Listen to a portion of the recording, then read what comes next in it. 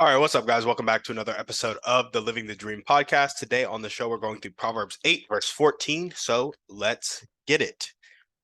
I have counsel and sound wisdom. I have insight. I have strength. So this is wisdom talking. Right before, verse 14 and verse 12 and 13, it reads, I, wisdom, dwell with prudence. So wisdom is saying what wisdom has. And then verse 13 is what wisdom doesn't like or what wisdom avoids, which is like hatred of evil, pride, and arrogance, perverted speech. And in verse 14, wisdom is saying, I have counsel and sound wisdom. I have insight. I have strength. So, my interpretation from this is that, well, wisdom has counsel, and which is interesting to me because you would think wisdom is the ultimate form of counsel. And I guess you can interpret this two ways of like people who have wisdom have counsel, right? Or wisdom in and of itself has counsel. And then you can get into stuff like the Trinity, Father, Son, Holy Spirit. They kind of work together, each in their own role. Like, I don't want to say counseling each other. I don't think that's biblically accurate. But, those are just two ways to interpret it. I'm just going to stay cut and dry and say that people with wisdom are going to seek counsel, right? And so I have counsel and sound wisdom. I like this as well. I have insight and I have strength. For this podcast, I'm going to focus on counsel and strength because those are two things that jumped out to me. And so the entrepreneurial application of this is how often do you make business decisions alone? You need to seek counsel when you're making your business decisions, honestly, any of your life decisions in the three big areas, right? Health, wealth, relationships. If you're making a big move, you need to seek counsel. And if you're not making a big move and you're just making small moves, I hope you sought counsel to plan out those consistent small moves that you're making on a daily basis. So ask yourself the question, how often am I making business decisions alone? And then how often do you dive into something before learning from others or neglect the lessons you have learned on a head level? You just neglect to apply them. Those are really the entrepreneurial applications here because it's easy to get counsel nowadays. There are so many podcasts such as this one. There are so many books out there, sales books, marketing books, being a good operator, books about being a good operator, books about being a good leader, books about being a good employee, books about getting a good education, working on yourself, self-improvement. So many books, so much literature. Um, and then podcasts, YouTube University, right? There's so much stuff out there. But are you applying it to your life? Or are you neglecting the lessons that are out there for you to learn because of your pride, because of your ego, which, by the way, is something that wisdom hates. So, the entrepreneurial application is get some sound counsel around you, some people who have been there, done that before. Listen to them. Or if you don't have access to that network, start networking to get access to it, A. But B, go to YouTube University, start reading books. Mentors don't have to talk to you on a one on one level to start. There are plenty of ways that Warren Buffett has helped people invest without speaking to them one on one. Read all the advice Warren Buffett would give out in his address to his shareholders. Not even advice, just how he would speak. Um, listen to people like Tony Robbins, ET, reference the Bible, all this good stuff. There's so much truth out there.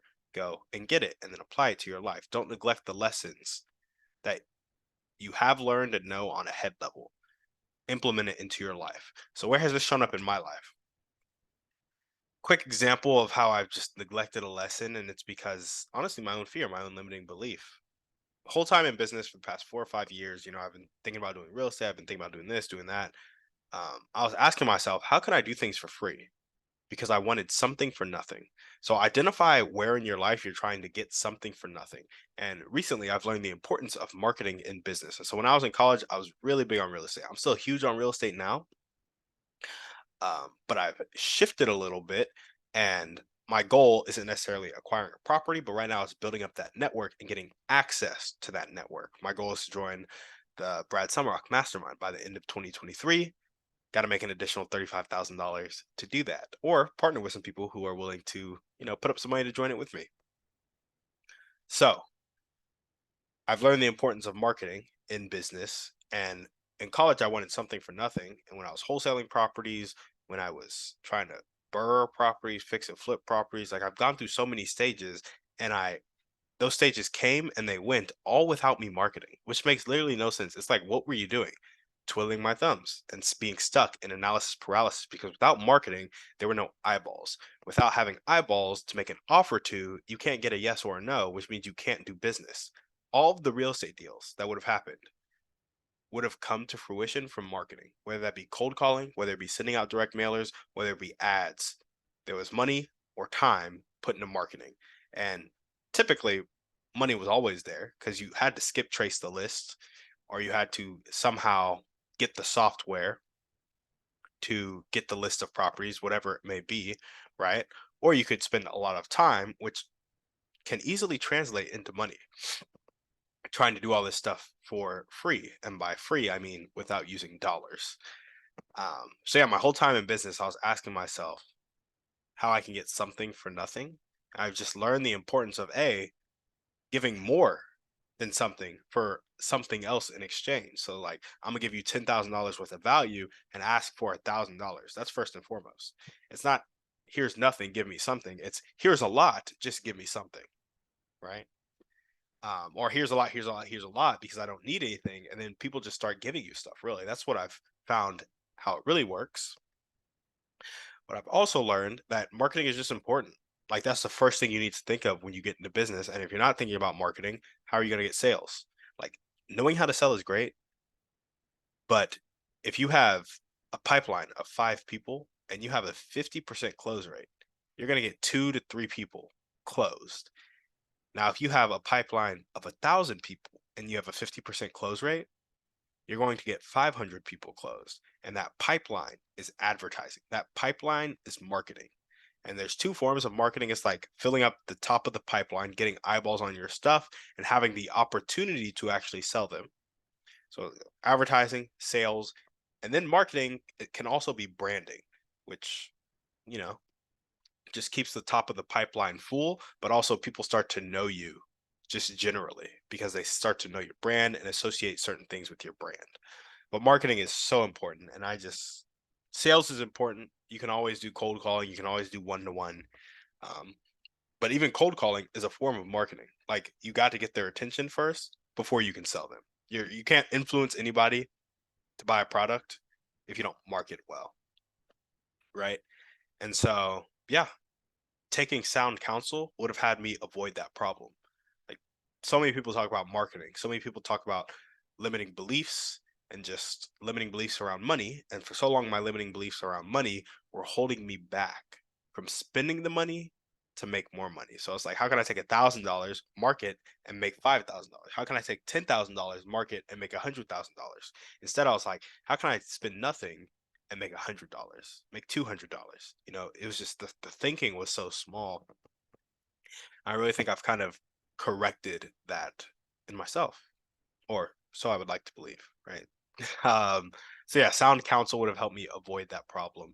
And also another way this showed up in my life is implementing the laws of success into my life. I read a lot of Napoleon Hill, listen to Bob Proctor, Alex Hormozy, um, and you just see success. Success leaves clues. That's Tony Robbins, right? And I need to implement that success into my life, and I need to cater my inputs to that goal, right?